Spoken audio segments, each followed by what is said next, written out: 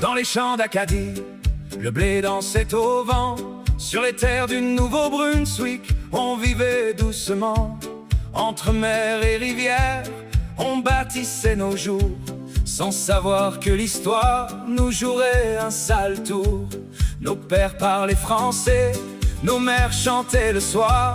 On croyait à demain, sans peur du désespoir. Mais au loin, les tambours de la guerre de 7 ans approchaient en silence, brisant nos printemps. On nous arrache à la terre, on nous vole nos maisons, nos racines, nos prières dispersées à l'horizon. Mais même loin de chez nous, même brisés par le vent, on reste acadien, déraciné mais vivant.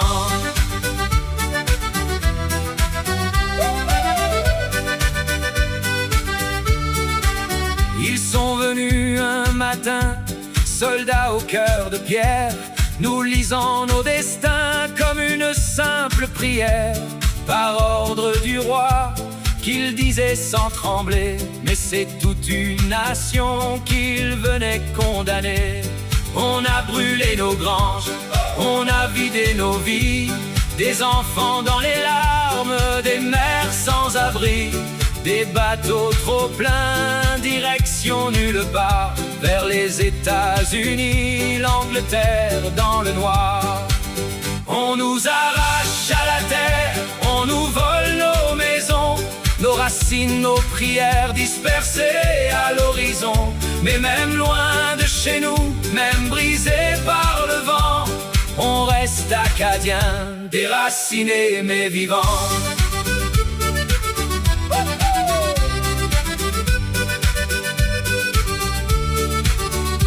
Certains ont fui la nuit dans les bois du Nord, sur les terres du Nouveau-Brunswick, cachant leur sort, affamés, fatigués, mais le cœur accroché à cette terre promise qu'on voulait leur arracher.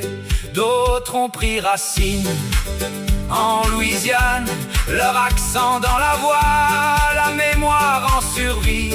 On les appelle Cajuns, mais au fond d'eux brûle encore l'Acadie qu'on a perdue. Mais pas tout à fait morte.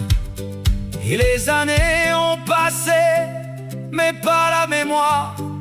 Dans chaque violon, dans chaque regard, on entend encore les voix de nos anciens qui disent: n'oubliez jamais d'où vous venez. On nous a pris nos terres dispersées aux 4 vents, mais on porte en nos cœurs ce qu'ils n'ont pas pris vraiment. Une langue, une histoire, un peuple plus grand. On reste acadien, pour toujours vivant.